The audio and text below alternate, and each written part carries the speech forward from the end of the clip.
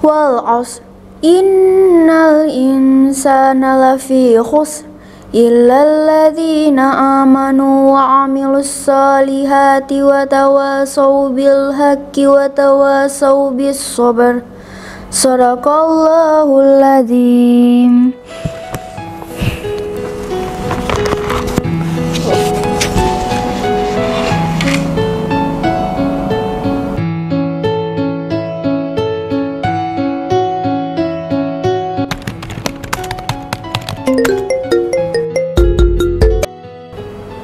Assalamualaikum, Say.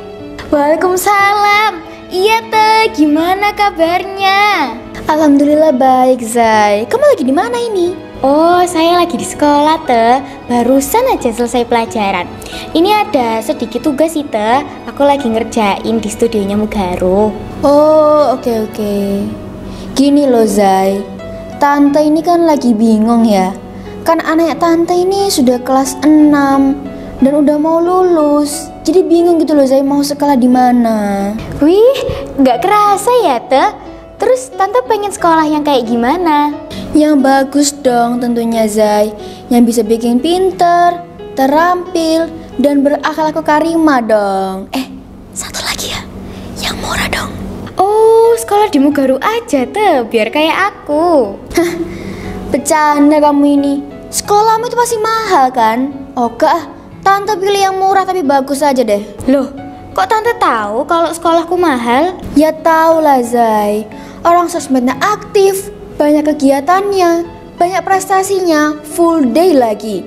Pokoknya kesimpulannya tante ya, sekolahmu itu mahal. Ya Allah teh, padahal sekolahku tuh murah banget loh teh, nggak mahal. Wes tala teh, dijamin semua kalangan pasti bisa masuk. Oh gitu ya, Say. Biasanya sekolah yang bagus kayak sekolahmu itu mahal loh. Loh, emang teh, sekolah yang mahal itu banyak, tapi yang terbaik hanya Mugaru.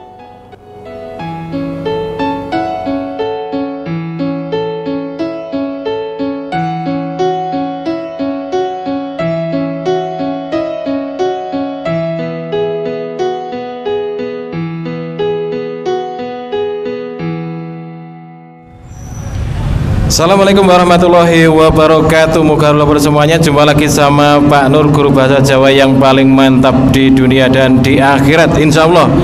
Hari ini hari Selasa tanggal 20 Februari 2024. Dan ini hari pertama semenjak setelah banjir ya. Setelah banjir kita siaran lagi nih ya. Iya, di mana-mana banjir, di mana-mana hujan, dan pastinya banyak yang terendam banjir. Nah, untuk itu ada baiknya kita selalu waspada karena banjir itu merupakan bencana alam, Pak Arul ya. Bencana alam yang tidak bisa ditanggulangi kayaknya ya. Kalau sudah banjir sudah datang, sudah nggak ada yang bisa mengelak seperti itu. Dan seperti biasanya pagi hari ini saya sudah ditemani sama seorang profesor dari Mugaru ini ya. Ada Pak Arul. Dan Pak Arul ini seger banget pagi hari ini. Gimana Pak Arul? Masih tetap sama resep segernya ini? Alhamdulillah Pak Nur. Ya, ini resep segernya ini akan saya bagi-bagi kepada audiens semuanya. Karena seger itu hal yang sangat penting. Seger itu hal yang merupakan sesuatu yang harus kita miliki, karena seger bisa membuat kita awet muda, Pak Nur. Oke. Wah, luar biasa. Jadi kalau melihat Pak Arul ini secapek apapun jadi semangat ya, karena beliaunya ini memang energik gitu loh ya. Energik dan tenaganya itu kayaknya nggak pernah habis gitu. Oke. Nah, Pak Arul, ini ngomong-ngomong tentang banjir ini di daerahnya Pak Arul, di daerah Buduran, ini seperti apa Pak Arul? Ya, kalau kita bicara tentang banjir, ini kan memang musimnya musim hujan Pak Nur ya. Curah hujannya sangat tinggi sehingga ada beberapa daerah, ada beberapa titik-titik daerah yang mana rawan banjir. Kalau di daerah Buduran itu ada beberapa daerah yang seringkali terjadi banjir saat hujan curahnya hujan tinggi sehingga membuat lalu lintas merasa kurang nyaman, pengendara kurang nyaman, lalu lintas terganggu. Itu di daerah-daerah yang dekat dengan aliran sungai, Pak Nur. Jadi daerah-daerah yang dekat dengan aliran sungai, yang mana sungainya itu meluber, ya, meluap ke kanan kiri sungai, dan juga genangan air yang beberapa hari tidak surut, dan juga ada beberapa daerah yang rendah. Daerah yang rendah sehingga saat banjir, saat hujan sedikit langsung banjir, dan juga selokan-selokannya kurang baik untuk saluran irigasinya. Oke, dan penyebab banjir ini kan diantaranya Pak Arul, ini kan curah hujan yang cukup tinggi, kemudian sampah-sampah ini kan juga menggenang di beberapa sungai, kemudian juga got-got itu yang kurang memadai Pak Arul. Jadi mungkin Indonesia ini butuh ahli-ahli tata kelola, tata kota Pak Arul, ya, tata kota. Jadi perumahan itu atau rumah-rumah yang akan didirikan itu juga harus memperhatikan keamanan lingkungan.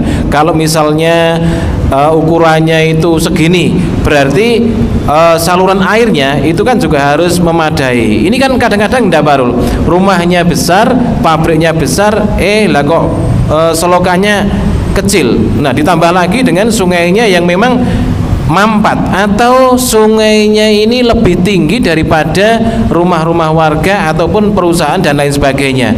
Jadi menurut Pak Arul ini gimana Pak Arul? Memang Indonesia ini sedang butuh penataan kota yang seperti apa Pak Arul? Ya, memang kalau kita ketahui Pak Nur, ya, dampak banjir dan juga penyebab banjir. Kalau penyebab banjir itu ya manusia itu harus bisa introspeksi diri Pak Nur, ya. Yang pertama karena kecerobohan kita semua membuang sampah sembarangan, lalu kita tidak sadar kalau apa yang kita lakukan itu bisa menyebabkan kerusakan di bumi ini. Dan juga memang saat kita pergi ke suatu kota, ada kota yang memang kelihatan bersih, rapi, dan juga bebas dari banjir. Nah, terkait dengan penataan itu, penataan kota, kita juga harus punya tim ahli Pak Nur, ya. Tim ahli yang mana tim ahli itu punya kompetensi di bidang itu. Jadi kalau tim ahli itu punya kompetensi dan dia tahu bagaimana memberikan solusi dari banjir, bagaimana mereka bisa memberikan solusi dari permasalahan-permasalahan yang ada di kota, di desa, itu insya Allah akan meminimalkan banjir, akan meminimalkan bencana alam dan sebagainya Pak Nur. Jadi perlu adanya tim ahli yang mana mereka harus mengatur, menata, dan juga mengetahui, memprediksi apa yang akan terjadi. Bila sesuatu hal akan terjadi, mereka akan memberikan solusi yang terbaik. Oke, jadi ini Pak Arul ini sepakat adanya tim ahli untuk menata kota sehingga mendirikan bangunan, mendirikan gedung-gedung itu juga tidak ngawur seperti itu. Kalau di Belanda Pak Arul, ini pada waktu saya kuliah S1 ya, dulu kan dikasih tahu sama dosen yang kebetulan beliaunya ini pernah pergi ke Belanda dan pernah studi banding ke Belanda. Di Belanda itu yang namanya saluran air atau gorong-gorong Pak Arul itu bisa dipakai untuk main sepak bola karena saking luasnya. Jadi untuk mencegah terjadinya banjir itu di Belanda itu memang dibuat gorong-gorong itu yang sangat besar gitu. Jadi kemungkinan untuk banjir itu kecil. Pokoknya kalau nggak terpaksa itu memang nggak banjir di Belanda itu. Beda halnya ketika di daerah kita Pak Arul, ya. Di daerah kita ini kan kecil-kecil, yang penting rumahnya besar. Mbuh itu banyune milihnya ngendi kan wis enggak, ini sudah ndak peduli. Jadi yang selanjutnya yang harus kita tanamkan pada diri kita semuanya ini kan kesadaran untuk supaya lingkungan kita ini tetap seimbang, tetap aman. Gedungnya gede, terus kemudian saluran airnya itu juga besar seperti itu Pak Arul. Iya, betul sekali Pak Nur. Nah, kalau kita mengaca dari negara-negara lain Pak Nur, ya, mungkin bila perlu tim ahli kita itu atau orang-orang kita itu bisa belajar ke sana, bisa mencontoh sistem saluran irigasi yang ada di negara-negara yang lain yang mana tidak terjadi banjir. Jadi bila kita melihat Jepang, bila kita melihat negara-negara yang sudah maju, itu mungkin sistem pengairannya itu sudah bagus sehingga kita bisa mencontoh bagaimana sih sistem pengairan yang bagus sehingga meminimalkan banjir. Jadi bila perlu bisa ke sana Pak Nur ya, studi ke sana. Karena bila kita sudah mendapatkan skill, mendapatkan pengetahuan tentang bagaimana cara menanggulangi banjir, insya Allah kita terapkan di negara kita ini. Oke, luar biasa. Jadi ini usulan dan saya setuju Pak Arul. Jadi orang-orang yang atau anak muda yang memang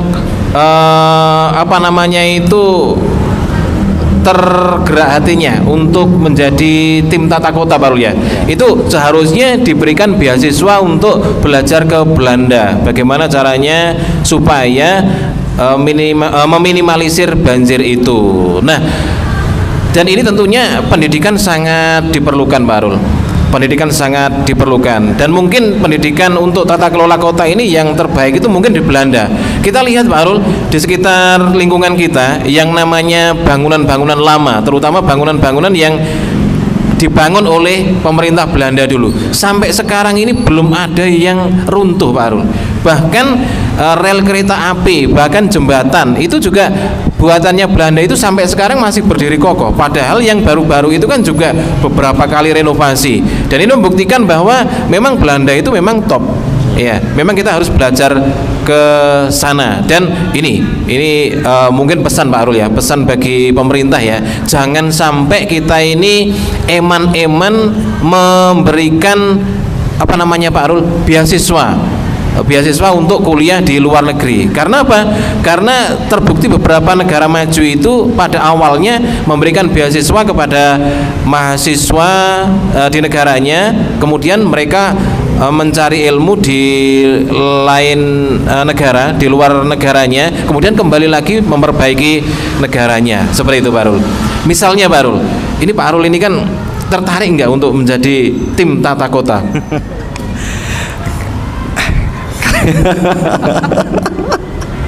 Kalau untuk itu Pak Nur ya, saya sendiri ilmu saya untuk menata kota itu belum cukup Pak Nur ya.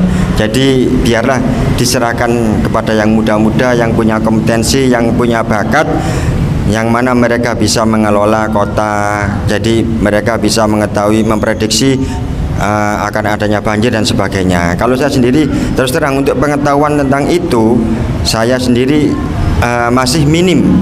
Jadi kalau misalnya saya sendiri ilmu saya, pengetahuan saya sudah cukup, saya tertarik. Tapi biarlah saya kasihkan yang muda-muda, yang punya hobi, yang punya kompetensi di bidang itu Pak Nur. Oke, jadi Pak Arul misalnya ini ditawari sama Pak Presiden. Pak Presiden ini akan membentuk atau akan membuat gitu ya, menteri atau menunjuk menteri untuk menjadi menteri tata kota. Nah, ini Pak Arul ini kan sudah sadar gitu kan, nggak berkompeten begitu. Seperti saya Pak Arul ini. Ini gimana Pak Arul? Apa mau diterima tawaran itu atau tidak Pak Arul? Nah, saya sendiri harus sadar diri Pak Nur ya.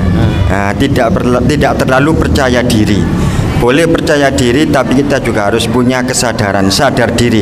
Kalau merasa saya kurang mampu, kurang kompeten di bidang itu, lebih baik saya tidak menerima itu. Biar Presiden memberikan yang lain yang lebih kompeten, yang lebih punya pengetahuan yang cukup untuk bidang itu Pak Nur. Oke, kita ini tim sadar diri Pak Arul ya.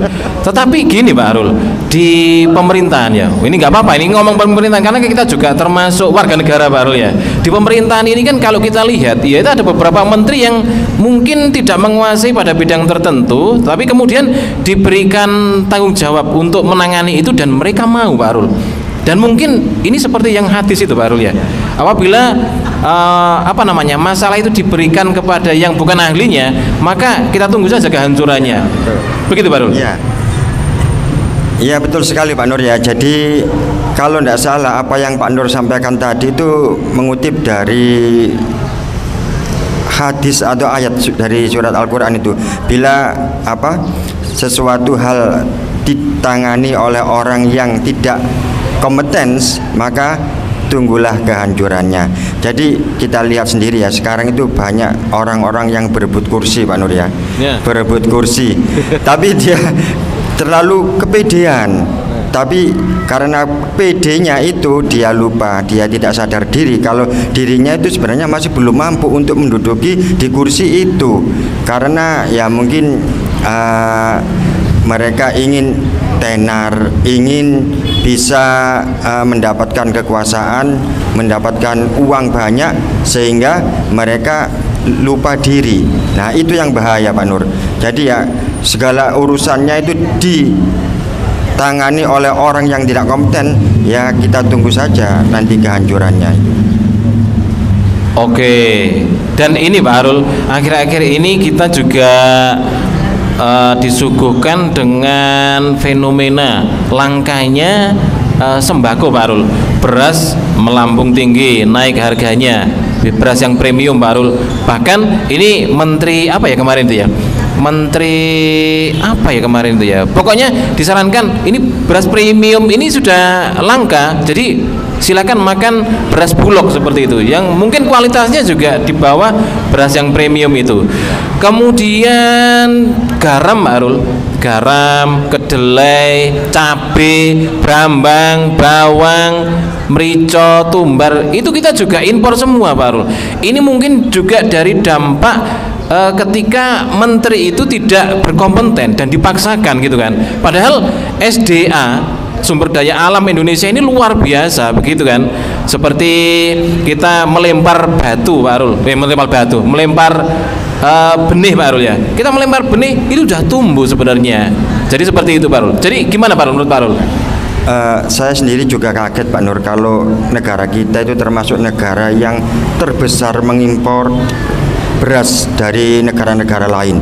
Jadi padahal kita ketahui sendiri Indonesia itu luasnya seperti ini, kita ketahui sendiri ya luas negara dan juga banyak sekali sektor pertanian yang luas, tapi mengapa kok masih mengimpor beras dari negara lain?